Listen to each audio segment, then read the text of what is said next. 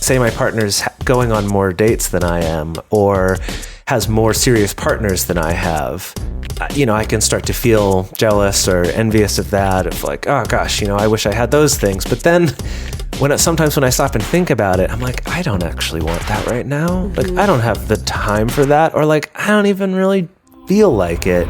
If you're happy with the same old ways of dating, if you enjoy sucking at communication, and you have no desire to improve your romantic life, then our podcast might not be for you. But if you want some out-of-the-box ideas to deepen your current relationships, broaden your sexual horizons, develop a better understanding of yourself, or learn more about non-monogamy, then you've come to the right place. I'm Jase. I'm Emily. And I'm Dedeker. And this is the Multiamory podcast.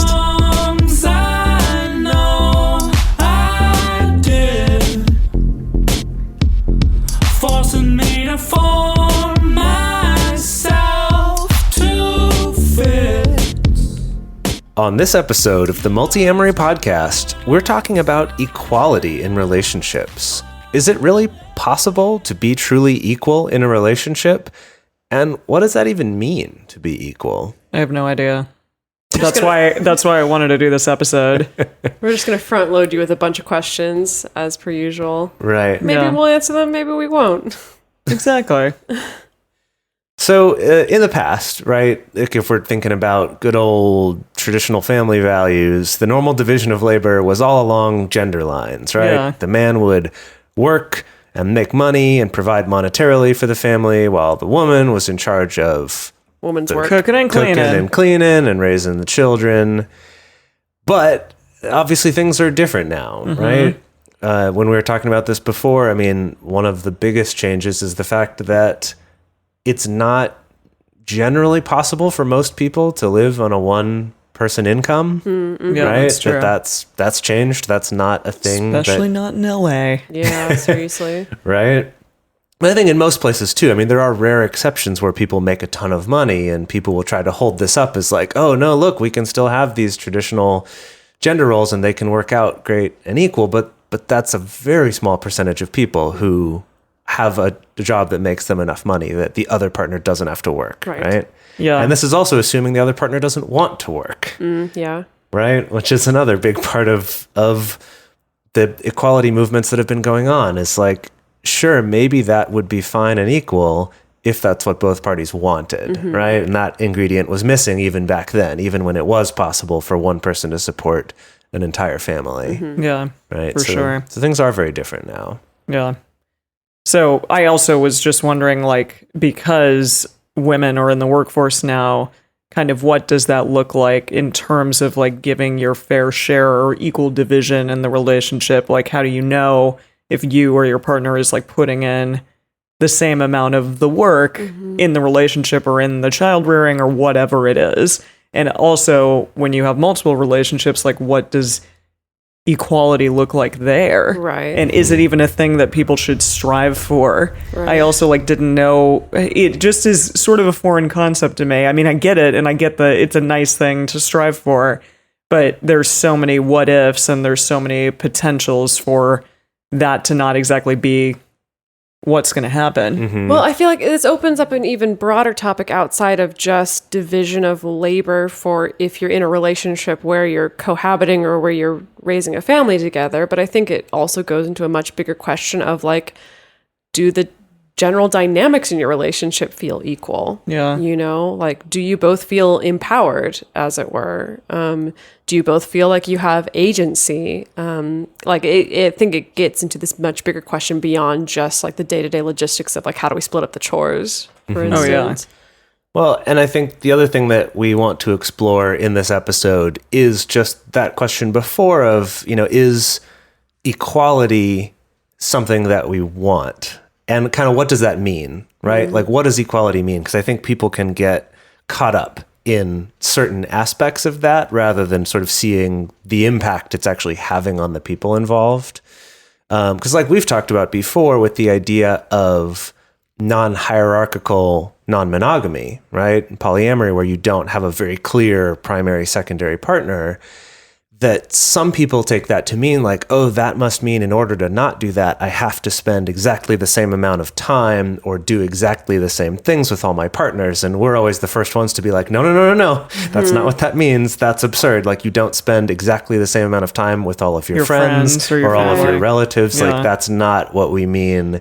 There's a difference there, right? Between giving individual agency to those, right? So we're going to explore that a little bit too. Right. I don't know. I think that when we talk about, specifically when we talk about like non-hierarchy, that people tend to interpret that as two different forms of harsh equality, I guess. It's like either, okay, that must mean that each relationship has to be equally important or equally unimportant.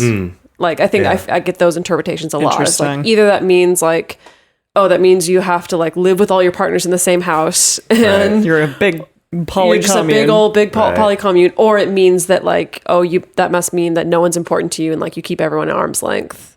Like that's what non-hierarchy means if you don't have a primary. Yeah, which often, some people do, but but that's often the accusation made against people who are solo polyamorous, right? Of like, oh, well, you just don't want any serious relationships. And that's not necessarily the case just because someone identifies that way. Yeah. And when we were talking about this and when I was looking up some stuff for this, it was interesting how often abuse came up when you Google like equality in relationships. Interesting. And we're going to kind of get into that a little bit, but there are kind of some things to watch out for if you're looking at potential equality or not in your relationships. So something that we wanted to start out with actually is to kind of come up with some questions that you can ask yourself about, do you have an imbalance in your relationship, right? So before we get into the specifics of how to build a good relationship, here's some ideas about ways to identify if maybe things are very unequal in an unhealthy way in your relationships. Yeah, because often, I mean, hopefully not often, but sometimes what can happen is that one partner may maintain like power and control over the other partner. So again, to see if that's potentially happening, there are various questions that I found from bustle.com and loveisrespect.org, and I sort of compiled them into this. So the first question is, does one of us have a monopoly on decision making? So does one person's preferences continue to dominate the relationship?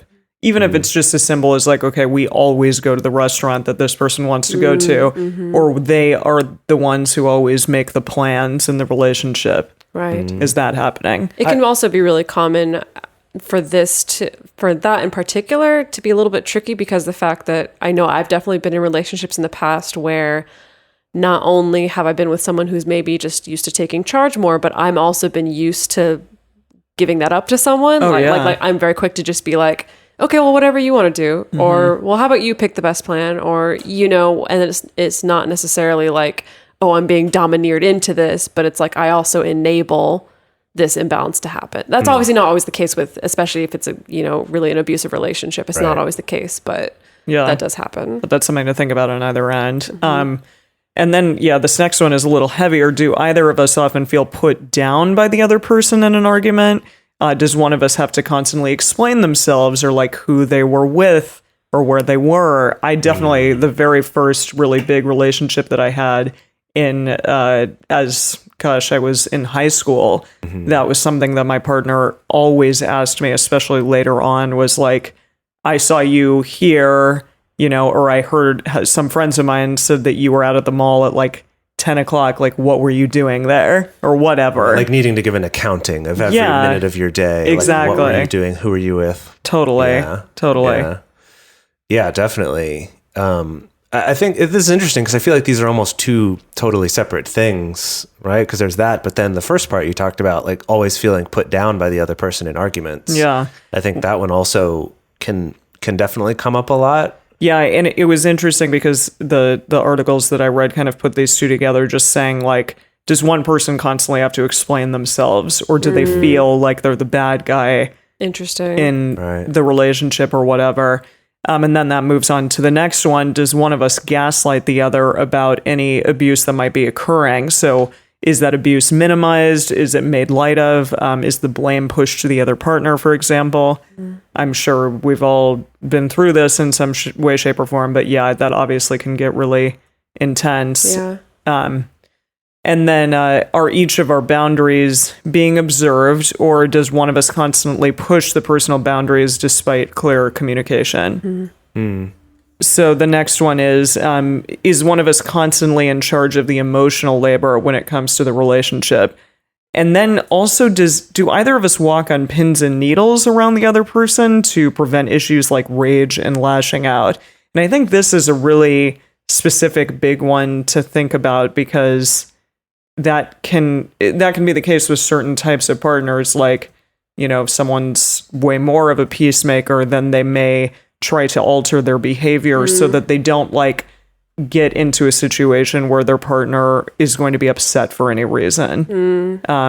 Even if it's like benign stuff, like things that shouldn't warrant a response like they do. But yeah, I think that's a really interesting one to take a look at. Well, I think the question of emotional labor is interesting because, that question is like, is there just one half of this relationship that's in charge of all the emotional labor? And emotional labor can mean many different things. It could be, are you the one in charge of making sure we stay in touch with family, or that everyone's communicating, or am I the only one in charge of making sure that like you're able to talk out your day at work when you're really stressed? But that second question of like, is there one of us who always has to walk on pins and needles around the other person, or walk on eggshells around the other person, is it's kind of like emotional labor also extends to, am I the one also needing to take on the work of managing your emotions for you? And needing to like create an environment around you where nothing pisses you off, essentially. Absolutely. And it makes sense through all of these questions that it can lead to these, like, if answered in the affirmative, if like, yes, this does keep happening, that clearly that is a sign of abuse. And so I understand why that lack of equality, or when you Google equality, that abuse comes up as well, because they kind of can go hand in hand if it's not working out in an equitable way. Yeah, like an imbalanced relationship is like really fertile ground for at least emotional abuse, or actually probably any other kind of abuse. Yeah. But we did want to mention also that for the stuff we're talking about in this episode, while it definitely applies to abuse, and like you said, that tends to come up a lot when you're searching it, we also want to talk about equality even in much more benign ways, or rather inequality, and what we might be able to do about that, even if it's just the fact that I'm feeling frustrated in this relationship. I feel like I'm the one doing most of the either manual household work, or I'm doing too much of the emotional labor, or things are financially not fair, or I'm sexually not satisfied, right? There's like so many different things that I definitely don't have to fall into abuse for it to still be like, hey, we could do better than this. Let's find a way to create more equality. Yeah. So just to kind of put that in there too, that we're not only talking about severe levels on this episode. We're hoping to cover both. Yeah. Right. So what even does equality look like in a relationship? That can be really difficult to define. Of course, it means so many different things to so many different people.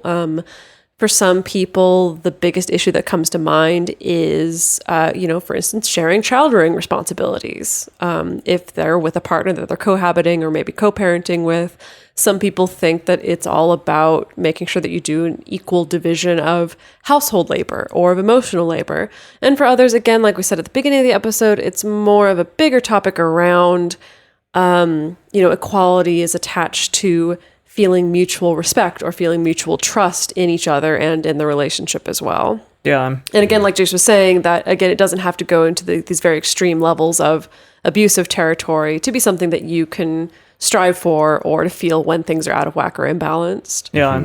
And I looked up like definition of equality in relationships over and over again on Google. And I finally found one definition that I liked, and it was really difficult because even looking up definition, it didn't give me a clear-cut defined thing. Right. So this one is from realfamiliesrealanswers.org. Wow. But I know. It's very real. Yeah, it's real. But I did like it. And it was equal partners agree on goals together and work as a team to achieve those goals.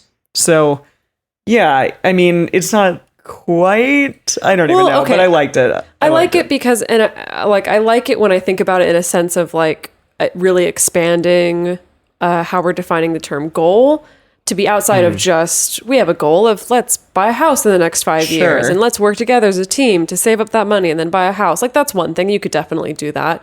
But I also like it having a broader definition. They can be like little goals like throughout your relationship. Right. Or it could be a goal of like, let's just be happier in our relationship together. Sure. Let's have better communication. Let's have better sex. Let's have a better time during the time that we spend together. That I think that can be goals as well. That it's not just about, I think, like external measures of absolutely success or going relationship up the escalator. Yeah, exactly. Right. Totally. Yeah. And I think, that those are goals that are agreed on together. I think is a key part of that too. Yeah. And I mean, they can work in multi-person relationships or in monogamous relationships. Right. So you can have goal-making things in either case. Right.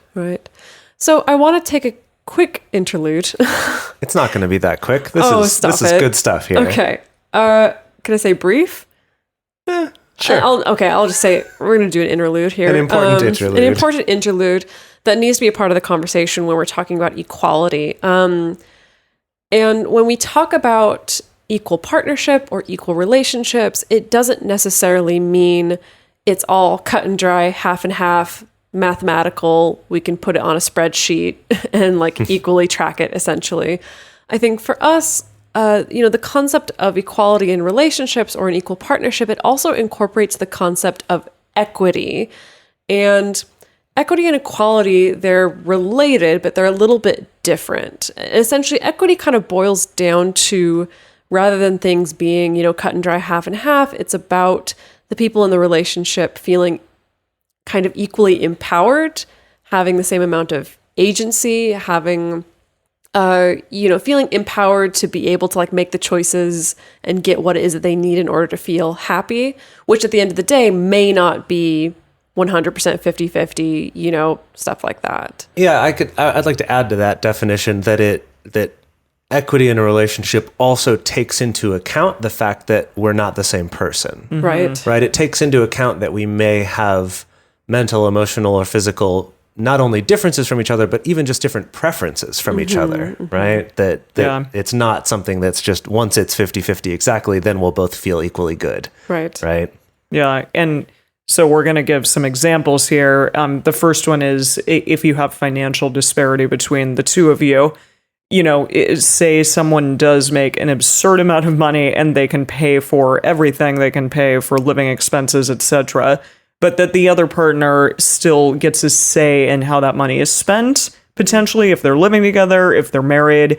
Obviously, if this is a multi-person relationship where you're not living together, maybe things would be different there. But just that if you are kind of having a shared household, that, nobody gets to like lord the fact that they have a bunch of money over you, and you're not like this kept person because you're getting paid for, essentially, but that there is some equality given those financial disparities. And then on the other side of that, though, say, I have a job that makes me a ton of money, or I, sold my company when I was in my 20s and now I'm a millionaire, right? Like whatever it is, say I own this huge house and we get into a relationship, you move in with me and I expect you to pay half the mortgage, right? And when you don't make that much money, that you'd think, oh, that's equal, right? That's equality. Right, we're paying the same amount of money. Right, I think that's a good example of that on either side, it can either be a power tool, like you were talking about, a power, a thing you can use to have power over someone else. Or it can be this way, of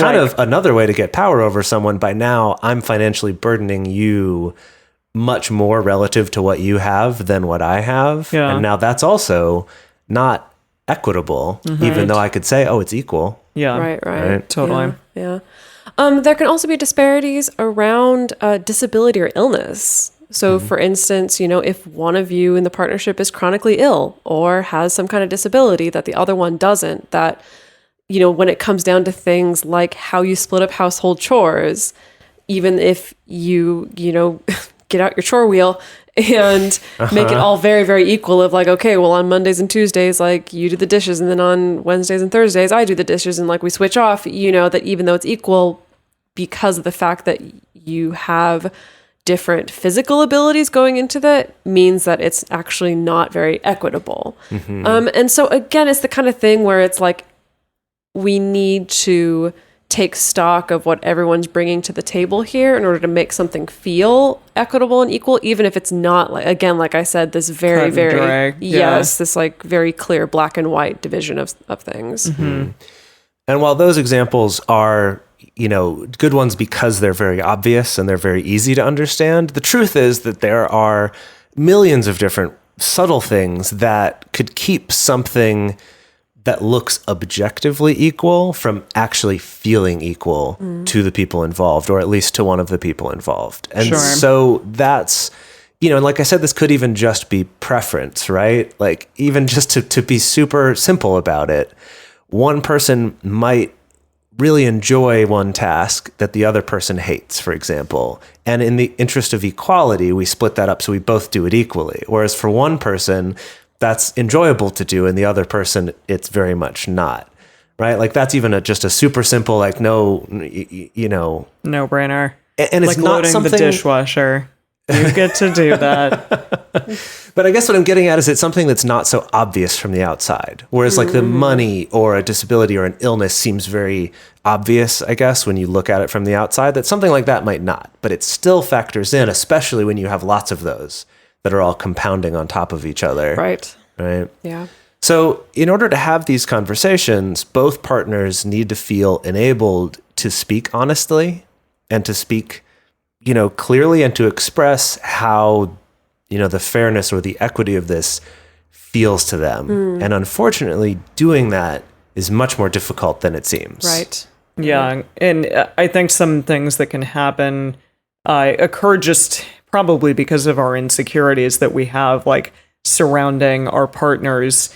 I think surrounding being honest with our partners about sure, what we want and don't want. Because we have a lot of fears surrounding that honesty. Like, for example, I tend to be kind of a people pleaser and a peacemaker, and so I'm less likely to, like, speak up when I'm frustrated about something, or I will far later, just because finally it's like, oh, I can't take it anymore. But initially, I might just be like, oh, it's okay. We'll do what you want. We'll, make the house look a certain way so that you are happy, or whatever, whatever it might be. Right. So that kind of gets in the way of being able to actually, like, honestly kind of take stock with a partner about what both of you actually need or actually want. And there might be resentment that builds because you can't be honest in that way that you need to be. Right. And so finally, when it does come up, it's like, well, I'm really pissed off about this, but I should have said something about it way before it got to that. Right. You kind of end up in that catch-22. Totally. Where you feel like you're not getting what you need, and the other person doesn't know they're not giving it to you. Exactly. Right? Yeah. Yeah. I know another thing that can get in the way that I definitely relate to is if one of you in the partnership or in the relationship is the problem solver, and that's definitely me. I mean, not as in I'm the one who solves all the problems, but I think that I am, is more what it is. So for instance, sometimes how that can manifest is that it's like if a partner comes to me feeling like there's some kind of imbalance or feeling like something's not right, I'm very much like, instantly Triforce number 3 is like, okay, what do we do to fix it? Okay, I'll do this to fix it. Okay, let's create this kind of system. I'm much more into the like, well, we'll create this. I think I'm much more into the like, let's create the system that proves that we're able to like equally have this very clear division of things, when that doesn't really give space for a partner to actually share just how they feel about things being unequal. And so I tend to be the one who just wants to like kind of steamroll with problem solving, when maybe that's not actually going to solve the problems at all. Use the Triforce system here. Yeah, exactly. Yeah. Another one is if one partner is just more stubborn than the other, and maybe doesn't even realize the impact that has on the other person, especially when you combine someone who is either more of the problem solver or more of the like the one who's throwing out more of the ideas, and then the other person might be more like Emily was describing, of the like, oh well, I just want to be sure you're happy, so I'm going to be more likely to go along with what you're saying instead of pointing out potential problems with it, or maybe not even realizing those problems up front. And I found that this can also come from just sort of your either family or friend background in terms of how you make decisions together as a group and how you discuss things. So as an example of this, when I'm discussing stuff with my friend Eric, about something that we're going to do or something that we want to change in the house, like if we, during the times when we're living together or things like that, I'll find I have to kind of fight tooth and nail, right? Like we're going to have to really like argue it out to eventually get to an agreement that works for both of us. And for me, it involves more of that than I'm normally accustomed to. So I've learned that though from, years of being friends with him, that like I'm going to step up that because I know that in order to be heard, I have to like really fight for it in really this make your relationship. case. Yeah, really make my case. And then it's not a personal thing. That's just his style. That's either how his family was or how his friends were growing up, whatever it is. And then with Dedeker, for example, what to me feels a little more natural is like a little bit of a back and forth. Like you're going to defend your idea. You're going to point out problems in the other person's idea to just try to, come up with the best possible solution. And you eventually work your way toward that, but you're also going to listen at the same time. And then when I'm talking with Emily, because I've, again, learned from years and making mistakes that, she's less likely to fight for her idea because with her, the way she was raised or whatever her background is, yeah. To fight's going to get a bad reaction. You're wrong. You're just wrong.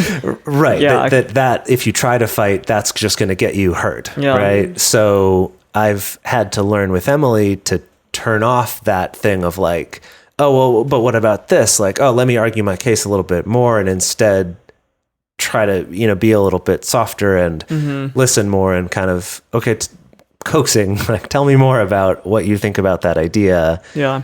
Even if I might still disagree with it, I know that I have to coax more of the other side out, right? So that's just a simple example of how each of us have grown up with different ways of doing this, and that someone like Eric isn't trying to be a jerk. He's not being malicious. And similarly, like I'm not, when I'm talking with Emily, like when I'm not aware of that, but it can have that effect on the other person just because you had different communication styles growing up, just because you had different ways of relating to people, and that can end up causing a problem if you're not aware of it. Right.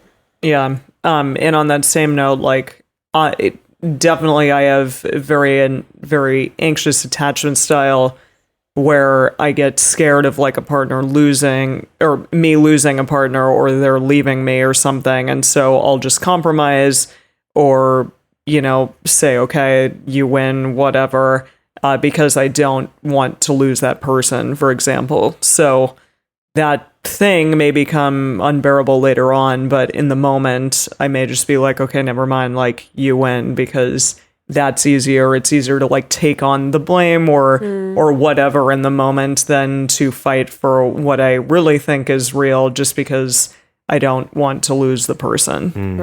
Right.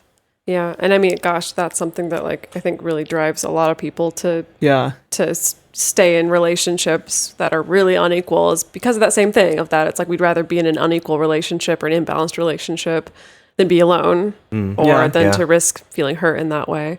And then the other thing that can get in the way of talking about these things is that, the two of you may have come to a decision about something in the past that felt good, that felt right, that felt equal, that felt equitable.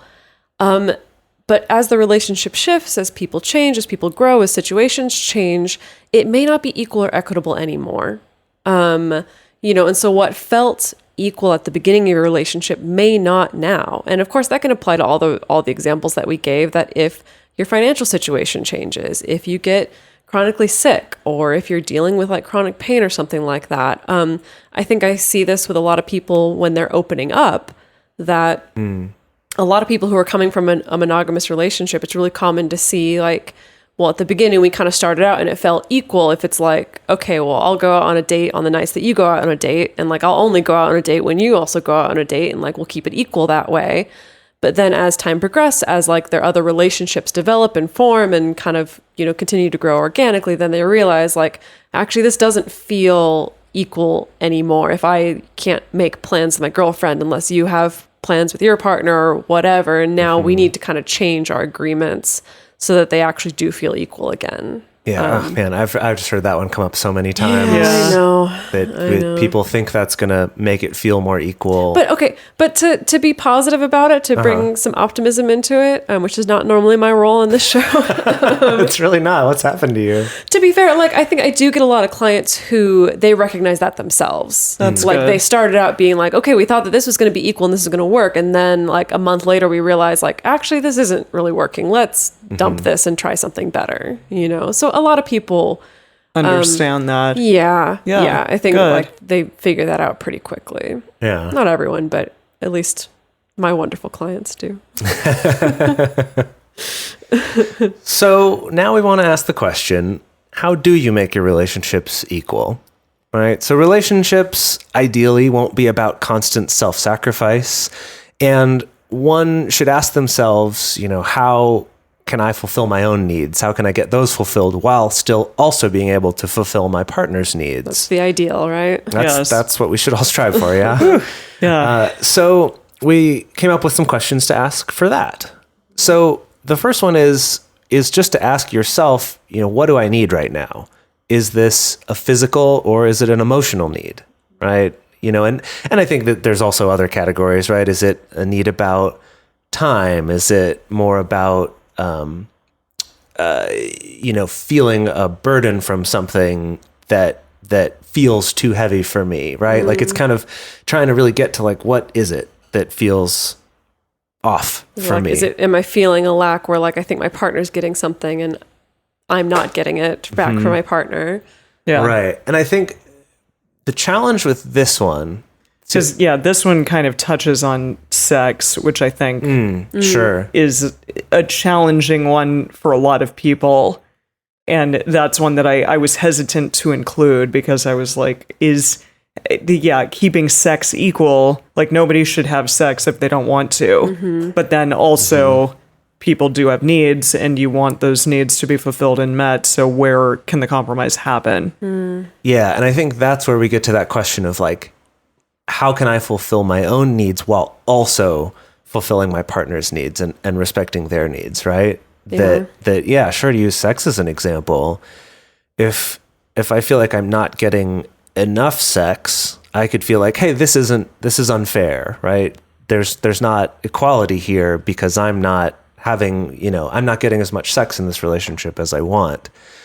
But on the flip side of that, if you're with someone where you feel like sex now is no longer fun, but it's like an obligation, it's a thing that I have to do because my other partner needs it, that's not good either. And it's also going to make the sex the person gets not as good, Not right? good, Like it's just yeah. all around, this is not a solution that's Right. helping anybody. And I feel like what I was going to get to though is I think part of asking this question of like, what do I need right now, is trying to actually get away from comparing it to your partner.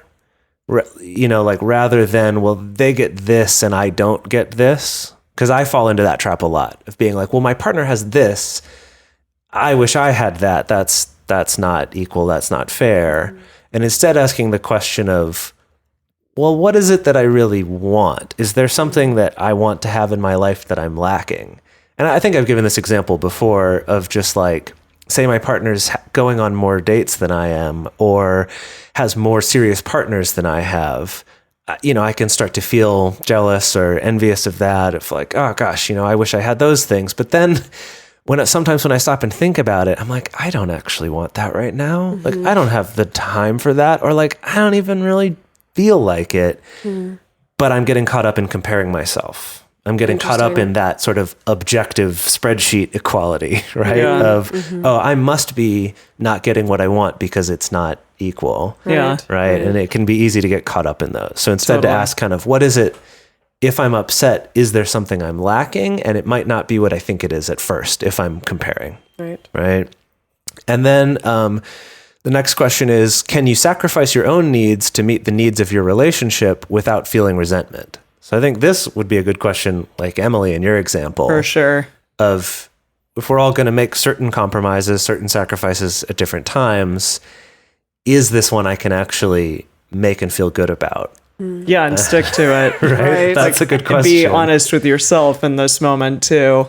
And say Yeah. like, even if it's like, well, right now, yes, like ask yourself a year down the road or 2 years down the road or even 6 months, like, will you still not feel resentment? Or if this keeps compounding and coming up, is that something that's going to finally, like, you know, straw breaks the camel's back kind of thing? Yeah, that's why I think with my clients, I always, whenever they're trying to hash out some kind of compromise or negotiation around something, like that's why I always encourage like a lot of check-ins and also sunset clauses on things. Oh, interesting. Yeah. Sunset clause? Sunset clauses. So for instance, like, I don't know, like let's say, you know, a couple's having a really hard time and maybe they've been open for a while, but maybe they are like, it's all chaotic. And like, I think that, you know, it'd be great if we could just not see other people for a little while. And this is also, I think this is assuming a context where there's not like ongoing relationships. Maybe they're just like going on dates or whatever like that. They're just first exploring. That's why I always encourage people to be like, okay, well, let's agree that like, let's do this for a month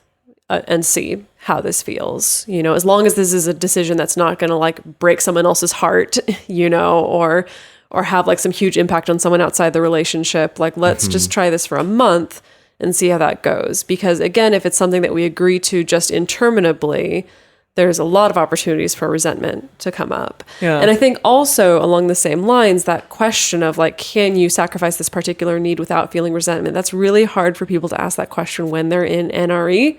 Sure. When they're in the first year of a relationship, all the time. Like, because again, probably a lot of self-sacrifice might happen. Yeah, because you're thinking like this person's the best person ever, and like I'm so in love, and it all feels good. It doesn't matter what I sacrifice; it all just feels good. Them. Yeah, you know, whatever they want. Yeah, but I find myself asking clients all the time. Like I have a lot of clients who maybe have been polyamorous their entire life, and then they fall in love with a monogamous person, and they're like, whatever, like I'll give this a try; it'll be fine. And like really, yes, like really getting yourself to ask that question, like, really though, could I give up this part of myself forever? In theory, forever. Yeah. Could I, you know? And again, it's that same thing where like, it's so hard to have a barometer on that when you're in that particular stage of a relationship, I think. Absolutely. Yeah. I just also wanted to throw in with this one, that especially during that NRE time, you might not know that this is something that you're not going to be able to live with later. And that can cause problems if both partners aren't aware of the fact that situations can change and that that's going on, because you can end up in a situation where, okay, shoot, now I'm feeling really bad. I'm feeling like there's this big disparity here. I'm very much not getting what I want in this relationship. I'm unhappy with this. And when I try to say something about it, the response I get is, well, that's the decision we made. You agreed to this, or maybe even you suggested this thing back then, right? Whatever it is, used kind of as an attack to keep things this way. And I think that's definitely a conversation that I think needs to be had where both people can come to it with this understanding that things can change, and that just because someone agreed to something at one point doesn't mean that now they're somehow betraying you or lying to you by saying that this doesn't feel good. Totally. You know? Yeah. Right. Another question to ask yourself is, what do I want to ask for?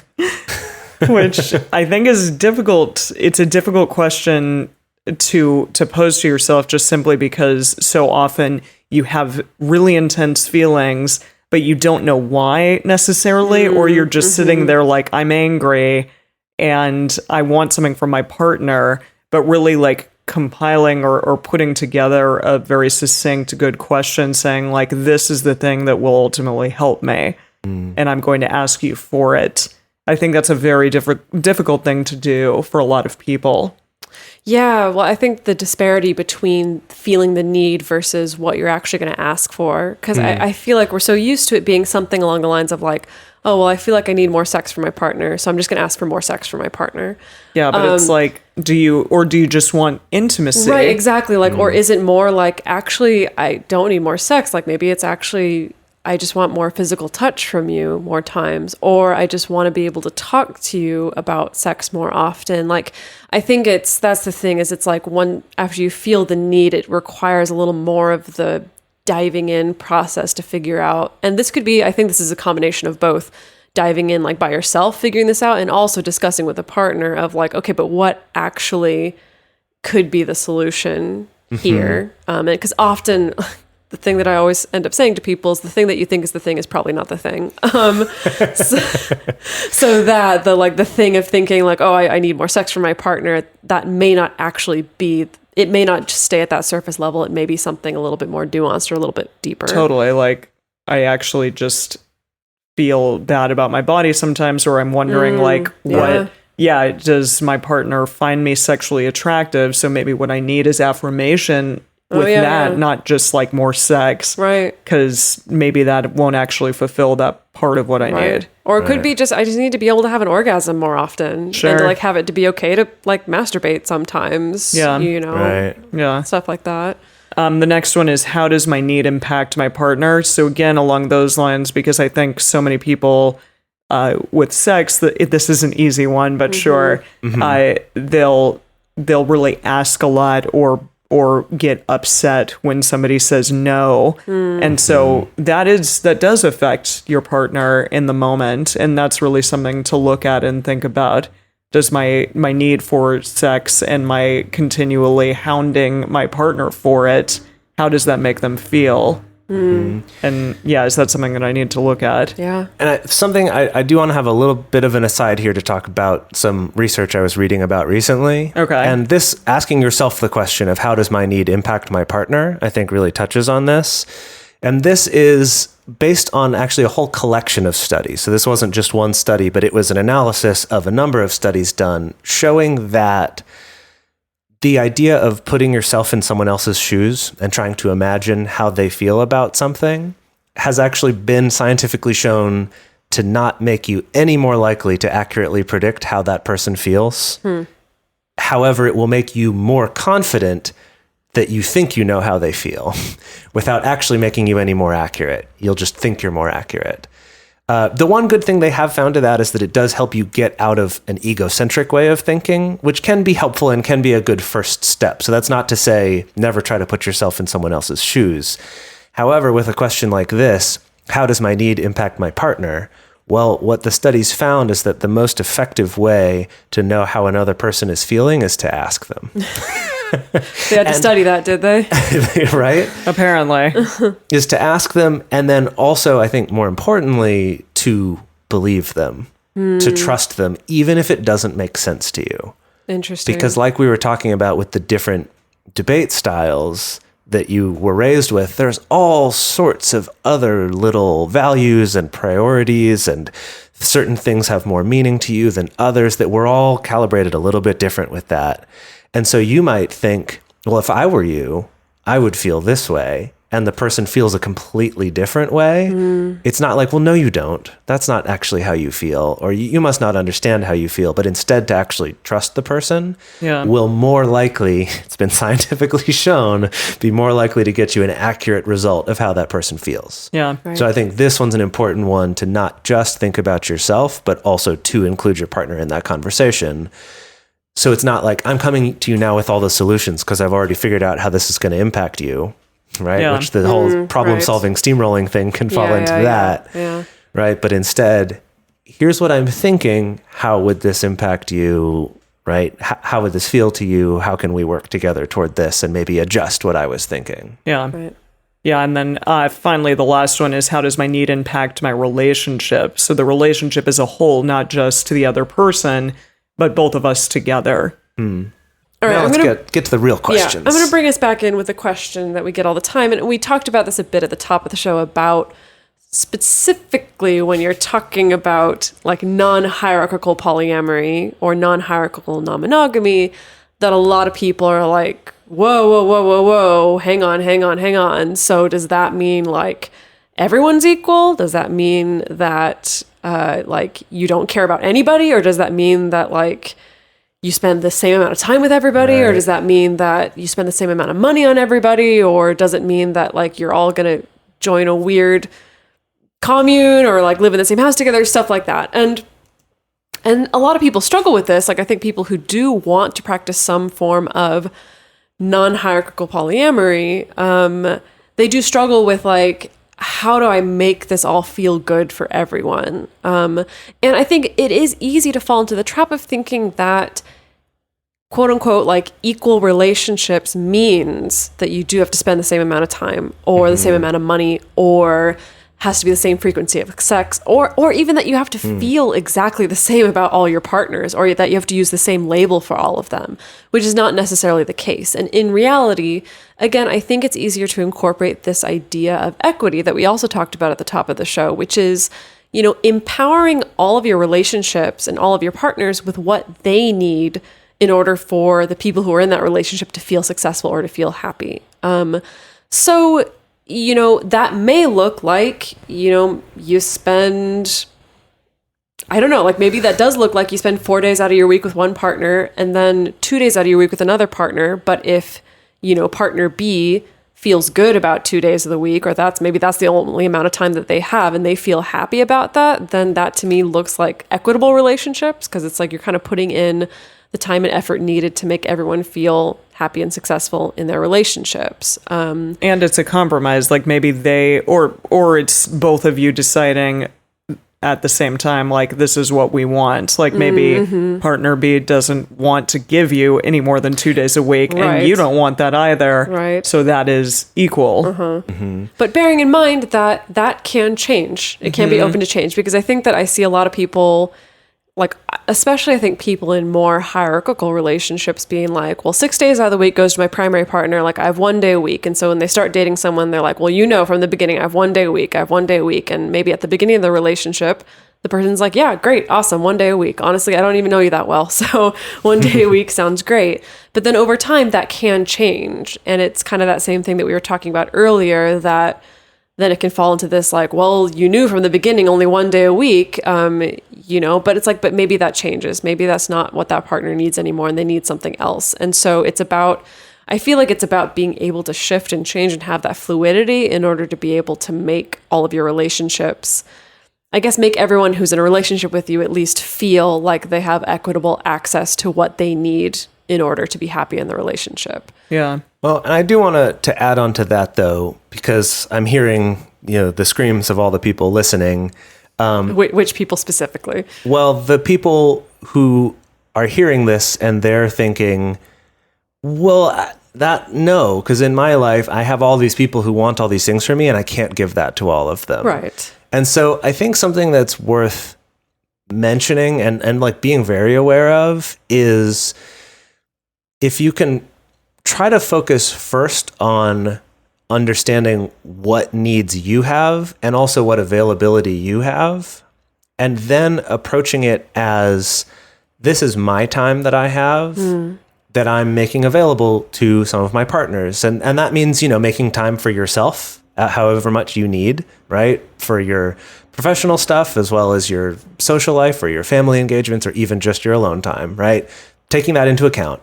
But then of saying, you know, here's what I have that's available, and this is my time I'm giving to you, rather than, well, this is all this partner's time, but I'll try to take some of their time to give to you. And I know that might look from the outside, those two situations might look the same, actually, but I think there is a very fundamental difference in approaching it that way and thinking about it and communicating about it that way. Right? Both for the sake of the person who, you know, I don't want to feel like in order for me to get time, that means I have to take it from this other person. And at the same time, it helps, you know, the other person to not feel like, oh, well, you're taking my time and giving it to so-and-so. And instead keeping in mind that it's your time, right? That the whole time, this is your time. Right, right. And I think the other thing to add is just that it might be that you're not going to be able to give everybody everything they want. Just like in our other examples, right? That but you just because your partner wants yeah. more sex than you doesn't mean you have to give that to them, right? True. It means maybe there's another way we can try to get your needs met that don't involve me doing something that's outside of my comfort zone. I mean, if I can quote Fee from a couple episodes ago, this wonderful quote that so many people tweeted it and then attributed to us for some reason, but I have to give proper credit, that you don't have to be everything to be enough. Yeah, that's a good one. Good one, Fee. But I guess what I'm getting at here is just that I think people can, and I've definitely done this, can really stress themselves out in non-monogamy over feeling like I need to meet all of the needs of all of my partners. Yeah. right? The whole thing of like, I'm going to take what I remember trying to do in my monogamous relationships and now just multiply that. Yeah, that definitely. sounds incredibly overwhelming, Yeah. right? But instead, like approaching all of it as these negotiations of how does this feel, like what are other ways that we can meet the needs of everyone involved, that doesn't involve anyone overextending themselves or going, or crossing a boundary, but not even that, but even just going outside of a comfort zone, more than they want to, I guess. Yeah. Okay, so let's say you've gotten to the end of this episode and you're realizing, I feel like there actually is some kind of clear imbalance in my relationship or in one of my relationships or all my relationships or whatever. So what are you supposed to do about that? Well, our tried and true and tested radar, it does work. It does help. I mean, maybe not for everyone all the time, but it is a great place to start to, again, have that really safe space once a month or as many times a month as you need, to just sit there and air your grievances, to talk about things, to go over that long list that we created and provided for you. Go back to your radar episode if you need to. But yeah, that list of all the things that, like, which include household chores or family or and sex, sex, travel, yes, Right. travel, fights, arguments, other partners, all of those things, and go down and really honestly talk about what needs to change or what needs to be discussed and what compromises need to be made. And also that, you've found, hey, I see that we're both doing these patterns that are clearly making this relationship not equal. What can we do that will mutually benefit both of us? Yeah. Yeah, and I think it's good to bring up, because, coming to your partner and talking about like, hey, things feel unequal or things feeling imbalanced, like that's a pretty big thing to bring up, even if it's about a small topic like chores or, whatever. And I think it's especially good to be able to bring that up in a space when it's not like, I just saw that there's a sink full of dirty dishes and I'm really angry and I'm like sitting here doing the dishes thinking about how I always end up doing this and I'm so resentful and now I'm going to snap at my partner as soon as he walks in the door and start the conversation then. Yeah, that's why radar is the safe space. Yeah, it's not a best foundation for having that kind of conversation in that moment. But again, being able to have the relatively neutral space established to bring up such a big topic like that. Yeah. I think the other key component of using radar is the fact that it happens every month or however often you do it, every week, Right. every 2 weeks, is like Dedeker talked about with sort of putting a sunset clause on things. Something that we've often done in our radars is like, it gives you more of the ability to try stuff and say, okay, let's do this for the next month. We'll make a note so that at our next radar, we can be like, how did this work? Did this solve the problem? Did it get us closer so we can tweak it? We can decide to keep doing it or look for a different solution, right? As opposed to that thing of like, well, how are we going to solve this? We end up getting to some solution. That's being optimistic even, but say we get to some solution and then you're kind of stuck in that forever. And if it changes for you later, it's like, well, you said this would be okay and now you're not. Right. You lied to me. You weren't on it right. Like it can get that bad. Whereas having a monthly check-in gives you a built-in way to say, okay, let's try this and then check in and see. Yeah. Right. Yeah.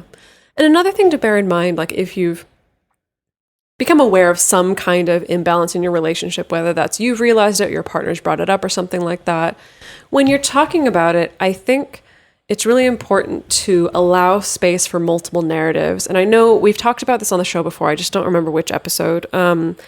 But as in, so let's say your partner comes to you and says, I feel like we're not having sex often enough. I want to have sex more often.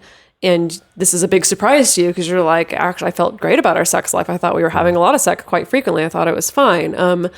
It can be really easy in that moment to really fall into, well, surely one of us is wrong and one of us is right. So let's argue. So now we need to argue. Like I need to be like, no. Like we had sex on this day and then this day and then this day. And then your partner needs to argue back. Like, no. Like you said no to me this time. And like I was rejected this time. And like, I tried to do this and like, yada, yada, yada. Like you both sit there trying to argue who actually has a grip on what's actually happening on reality. Exactly. Right.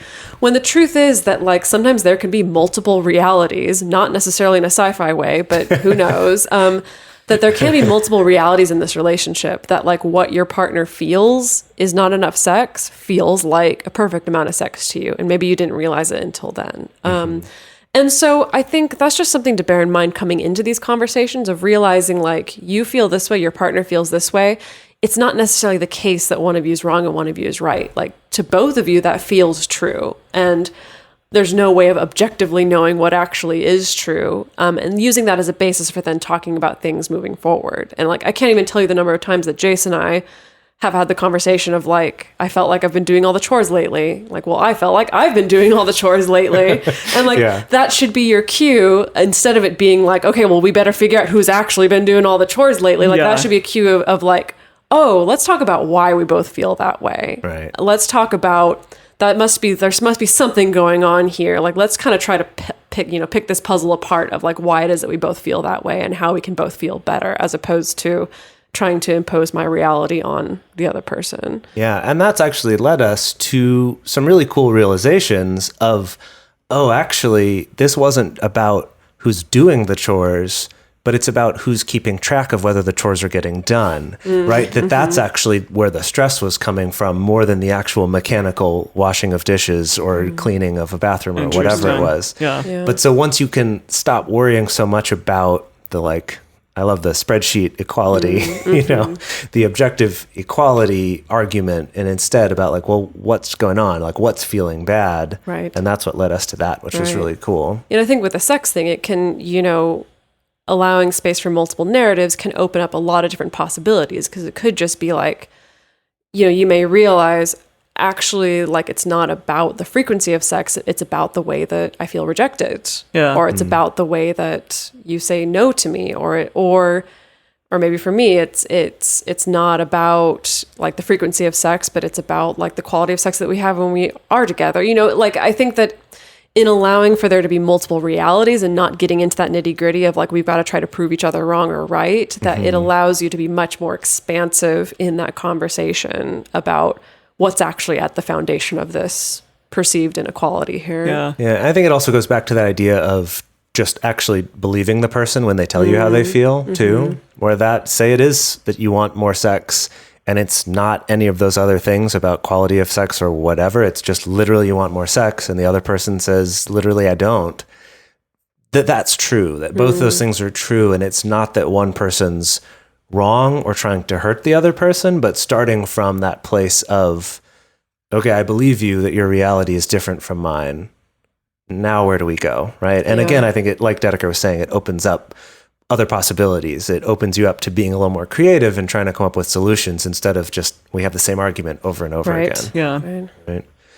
And then that actually goes into what we talked about before, is not trying to just rely on putting yourself in the other person's shoes. And what I mean by that is, don't project your sense of equality and fairness onto your partner, because what might feel fair for you might not feel fair for them. Totally. Right. And to understand that physical and like monetary differences aside, there's a whole host of other things that could be different between the two of you in terms of your values and your preferences, that you can't just like total them all up and make a spreadsheet formula out of it. Well, or think that like what you think is what everyone thinks. Right. And I think that a lot of people get into that trap. Absolutely. Yeah. Of just this must be how everyone is, and therefore what my partner is doing is wrong, because objectively, like what I think to be right is right. Right. And that's not necessarily the case. Right. And I think this comes up in more arenas than this. Oh, yeah. I think we could do a whole definitely. episode about that assumption, right? Yeah, that, of course. that everyone else experiences the world the same way I do. Right. Gosh. As much as we may wish that is the case, it's just not at all. Yeah. Yeah. Finally, we always have to do this. I feel like this is our final note a lot, but it is something to think about, especially in those potentially abusive types of relationships, that if you cannot get through to your partner, if the two of you cannot reach a mutual beneficial like understanding for the relationship that you're in, then it may be time to think about leaving that relationship. Well, Emily, what I wrote down on the document was leaving that shit. Yeah. What I said. Yeah, that shitty relationship, leave it. Yeah, I mean, really, though, this is easier said than done, but try to really understand, like, hey, maybe the two of us just are not on the same page here. And again, it doesn't need to be those abusive relationships. Obviously, if they are, then yes, seek help, seek a way in which to end that relationship. But if it's just that the two of you are not seeing eye to eye over and over and over and over again, then maybe this relationship isn't for the two of you. Yeah, and something just to go on to that about the fear of being alone, like we've talked about, keeps people in relationships, is just to think about the fact that your life is most likely going to go on quite a while longer than just right now. Let's hope so. And knock on wood. If you think about, maybe you really do hate being alone and not being with someone, but if you think about, I might spend a few months or even a few years not with a partner, is that really worse than your entire life of being unhappy in a relationship? Yeah. Right? I think zooming out to see that, it's like, oh yeah, actually, you're right. I don't like being alone, but my entire life never changing of this, that's worse. Yeah, totally. If you want to get in touch with us, send an email to info@multiamory.com or send us a message on Twitter, Facebook, or Instagram. You can leave us a voicemail at 678-MULTI-05, or you can leave us a voice message on Facebook. To support our show and join our private Facebook community, go to patreon.com/multiamory. Multiamory is created and produced by Jase Lindgren, Dedeker Winston, and me, Emily Matlack. Our episodes are edited by Mauricio. Our social media wizard is Will McMillan. Our theme song is Forms I Know I Did by Josh and Anand from the Fractal Cave EP. The full transcript is available on this episode's page on multiamory.com.